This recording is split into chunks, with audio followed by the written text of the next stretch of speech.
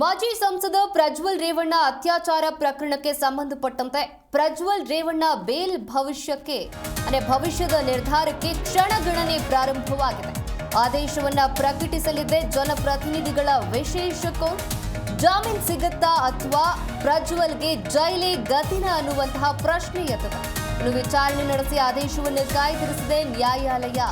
ಜನಪ್ರತಿನಿಧಿಗಳ ವಿಶೇಷ ಕೋರ್ಟ್ನಲ್ಲಿ ನಡೆದಿದ್ದಂತಹ ವಿಚಾರಣೆ ಹೊಳೆನರಸೀಪುರ ಟೌನ್ ಠಾಣೆಯಲ್ಲಿ ದಾಖಲಾಗಿದ್ದಂತಹ ಕೇಸ್ ಇದು.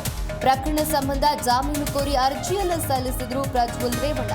ಇನ್ನು ಮಾಜಿ ಸಂಸದ ಪ್ರಜ್ವಲ್ ರೇವಣ್ಣ ಅತ್ಯಾಚಾರ ಪ್ರಕರಣಕ್ಕೆ ಸಂಬಂಧಪಟ್ಟಂತೆ ಪ್ರಜ್ವಲ್ ರೇವಣ್ಣ ಬೇಲ್ ಭವಿಷ್ಯ ನಿರ್ಧಾರಕ್ಕೆ ಕ್ಷಣಗಣನೆ ಪ್ರಾರಂಭವಾಗಿದೆ. ಆದೇಶವನ್ನ ಪ್ರಕಟಿಸಲಿದೆ ಜನಪ್ರತಿನಿಧಿಗಳ ವಿಶೇಷ ಕೋರ್ಟ್ ಇವತ್ತು. ಇನ್ನು ಜಾಮೀನು ಸಿಗುತ್ತಾ ಇಲ್ವಾ, ಪ್ರಜ್ವಲ್ಗೆ ಜೈಲೇ ಗತಿನ ಅನ್ನುವಂತಹ ಪ್ರಶ್ನೆ. ವಿಚಾರಣೆ ನಡೆಸಿ ಆದೇಶವನ್ನ ಕಾಯ್ದಿರಿಸಿದ ಇದೀಗ ನ್ಯಾಯಾಲಯ. ಜನಪ್ರತಿನಿಧಿಗಳ ವಿಶೇಷ ಕೋರ್ಟ್ನಲ್ಲಿ ನಡೆದಂತಹ ವಿಚಾರಣೆ. ಇನ್ನು ಮನೆಗೆಲಸದ ಮಹಿಳೆ ಮೇಲಿನ ಅತ್ಯಾಚಾರ ಪ್ರಕರಣದ ಆರೋಪಿ ಮಾಜಿ ಸಂಸದ ಪ್ರಜ್ವಲ್ ರೇವಣ್ಣ ಜಾಮೀನು ಕೋರಿ ಎರಡನೇ ಬಾರಿಗೆ ಸಲ್ಲಿಸಿದಂತಹ ಅರ್ಜಿಯ ವಿಚಾರಣೆ ನಡೆಸಿದಂತಹ ಜನಪ್ರತಿನಿಧಿಗಳ ವಿಶೇಷ ನ್ಯಾಯಾಲಯ ವಾದ ಪ್ರತಿವಾದವನ್ನು ಆಲಿಸಿ ಇವತ್ತಿಗೆ ತೀರ್ಪನ್ನ ಕಾಯ್ದಿರಿಸಿದೆ. ಈ ಬಗ್ಗೆ ಇನ್ನಷ್ಟು ಮಾಹಿತಿ ಕೊಡ್ತಾರೆ ನಮ್ಮ ಪ್ರತಿನಿಧಿ ಭವ್ಯ. ಮಾಜಿ ಸಂಸದ ಪ್ರಜ್ವಲ್ ರೇವಣ್ಣ ಅತ್ಯಾಚಾರ ಪ್ರಕರಣಕ್ಕೆ ಸಂಬಂಧಪಟ್ಟಂತೆ ಪ್ರಜ್ವಲ್ ರೇವಣ್ಣ ಬೇಲ್ ಭವಿಷ್ಯ ನಿರ್ಧಾರಕ್ಕೆ ಕ್ಷಣಗಣನೆ ಆರಂಭವಾಗಿದೆ. ಇದರ ಬಗ್ಗೆ ಇನ್ನಷ್ಟು ಮಾಹಿತಿ ಕೊಡೋದಾದ್ರೆ ಮಾಜಿ ಸಂಸದ ಪ್ರಜ್ವಲ್ ರೇವಣ್ಣ ಅತ್ಯಾಚಾರ ಪ್ರಕರಣಕ್ಕೆ ಸಂಬಂಧಪಟ್ಟಂತೆ ಜನಪ್ರತಿನಿಧಿಗಳ ವಿಶೇಷ ಕೋರ್ಟ್ ಇವತ್ತು ಜಾಮೀನಿಗೆ ಸಂಬಂಧಪಟ್ಟಂತಹ ತೀರ್ಪನ್ನ ನೀಡುತ್ತೆ.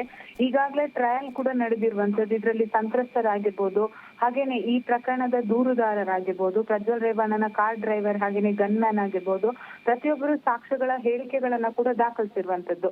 ಸೊ ಹೊಳೆನರಸೀಪುರ ಟೌನ್ ಠಾಣೆಯಲ್ಲಿ ದಾಖಲಾಗಿದ್ದಂತಹ ಕೇಸ್ಗೆ ಸಂಬಂಧಪಟ್ಟಂತೆ ಇವತ್ತು ಜಾಮೀನು ಸಿಗುತ್ತಾ ಸಿಗಲ್ವಾ ಅನ್ನೋ ಕುತೂಹಲ ಕೂಡ ಇರುವಂತದ್ದು.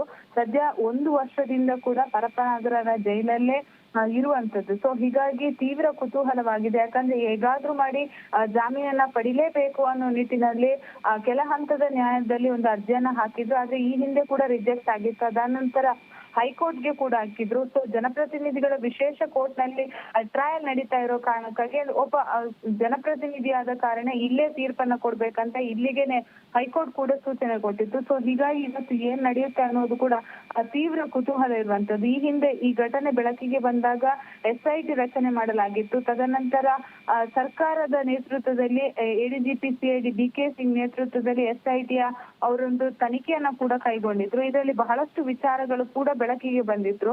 ಅಷ್ಟು ಮಾತ್ರವಲ್ಲದೆ ನ್ಯಾಯಮೂರ್ತಿಗಳು ಕೂಡ ಅಚ್ಚರಿಯನ್ನ ವ್ಯಕ್ತಪಡಿಸಿದ್ರು. ಅಂದ್ರೆ ಏನು ಪ್ರಜ್ವಲ್ ರೇವಣ್ಣ ಮೇಲೆ ಇರುವಂತಹ ಆರೋಪ ಏನಿದೆ, ಅಷ್ಟು ಮಾತ್ರವಲ್ಲದೆ ನ್ಯಾಯಾಲಯದ ಎದುರು ಸಂತ್ರಸ್ತೆ ಹೇಳಿರುವಂತಹ ಹೇಳಿಕೆ ಆಗಿರ್ಬೋದು, ಇವುಗಳನ್ನೆಲ್ಲ ನೋಡಿದಂತಹ ನ್ಯಾಯಮೂರ್ತಿಗಳು ಇಲ್ಲಿವರೆಗೆ ಎಷ್ಟು ಪ್ರಭಾವಿ ಆಗಿದ್ರು ಕೂಡ ಆತನಿಗೆ ಜಾಮೀನು ಪಡೆಯೋದ್ರಲ್ಲಿ ಇನ್ನೂ ಕೂಡ ಆತ ಪಡೆಯೋದಕ್ಕೆ ಆಗಿಲ್ಲ. ಸೊ ಇವತ್ತು ಯಾವ ರೀತಿಯಾದಂತಹ ತೀರ್ಪನ್ನ ನ್ಯಾಯಾಲಯ ಕೊಡುತ್ತೆ ಅನ್ನೋದು ಕೂಡ ಪ್ರಮುಖವಾಗಿರುವಂತದ್ದು. ಸದ್ಯ ಆತ ಪರಪ್ಪನಗರ ಜೈಲಲ್ಲೇ ಇದ್ದಾನೆ. ಒಂದು ವೇಳೆ ಇವತ್ತು ಜಾಮೀನು ಮತ್ತೆ ರಿಜೆಕ್ಟ್ ಆದ್ರೆ ಮತ್ತೆ ಈತ ಕೆಲ ಹಂತದ ನ್ಯಾಯಾಲಯಕ್ಕೆ ಹೋಗ್ಬೇಕಾಗುತ್ತೆ.